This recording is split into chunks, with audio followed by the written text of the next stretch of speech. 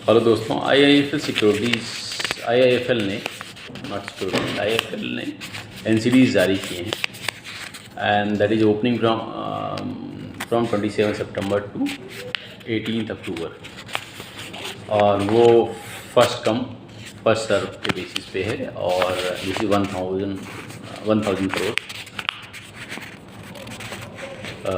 Subscription. तो in that case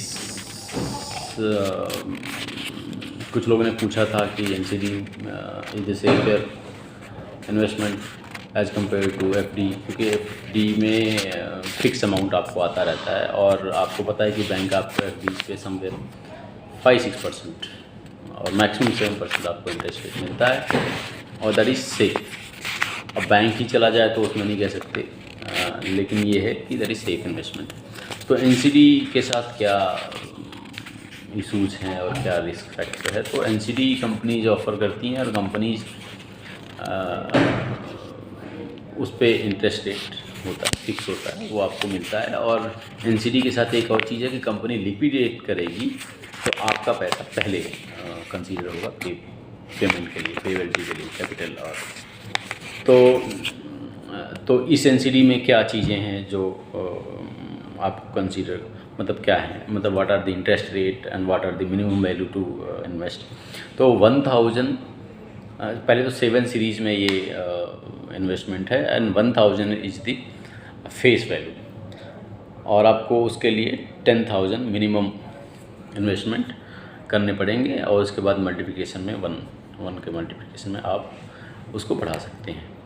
and interest rate is 8.25 to 8.75 और वो आपको सीरीज वाइज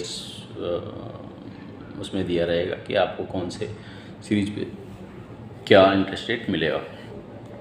और उसमें टेन्योर भी 24 मंथ टू 36 मंथ दिया है। तो पहले तो ये जान लेना ज़रूरी है कि IIFL का क्या बैकिंग है। तो एक चीज़ तो आपको ये बता दें कि IIFL is backed by Fairfax and CDC। 45% of the company share holding is with these 2 companies. तो ऐसी कोई दिक्कत नहीं है। अब दूसरी चीज़ ये कि आपको एक चीज़ और जान लेना है ज़रूरी है कि कंपनी का फाइनेंशियल्स कैसा है।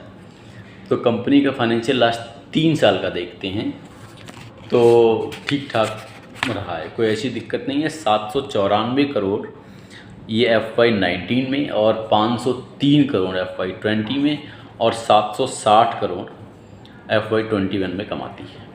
तो इसको इंटरेस्ट देने में मुझे लगता है कि ऐसी कोई दिक्कत नहीं है, इट इज़ ओके। अब दूसरा चीज़ ये है कि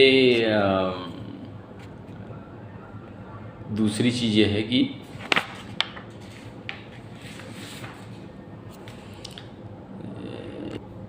कि ये इंटरेस्ट मतलब सब्सक्रिप्शन कैसे ले सकते हैं। तो सब्सक्रिप्शन के लिए आपको अपने डीमैट में ही, आपको डीमैट के थ्रू ही मिलेगा ही,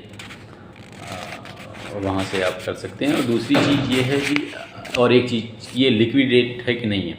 मान लीजिए आपको पैसे की ज़रूरत है तो in that condition what one should consider.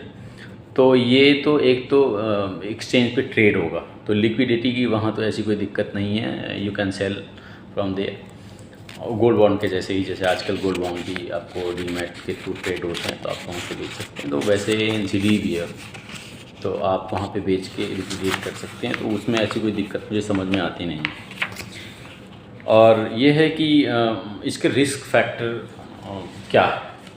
तो 2-3 चीज़ें आपको बता दें कि कंपनी का फाइनेंशियल परफॉर्मेंस पार्टिकुलर जो है, क्योंकि इंटरेस्ट रेट का रिस्क रहता है कंपनीज के पास, तो वो तो कंपनी के पास कुछ ऐसा मतलब रिस्क तो मुझे समझ में नहीं आता। आप इन्वेस्टमेंट कर सकते हैं और ठीक ठाक है, लेकिन ये है कि इनके ग्रुप कंपनीज के में थोड़ा सा लीगल प्रोसीडिंग्स वगैरह चल रही हैं, तो वो आपको कंसीडर करना चाहिए।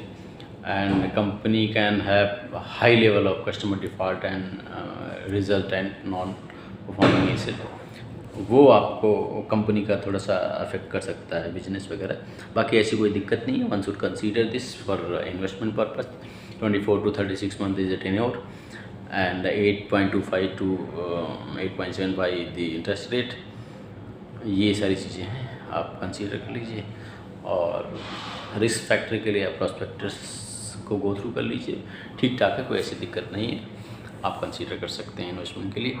Thanks and bye. Just subscribe this channel और आगे आपको ऐसी जानकारी मिलती रहेगी। Thanks, bye.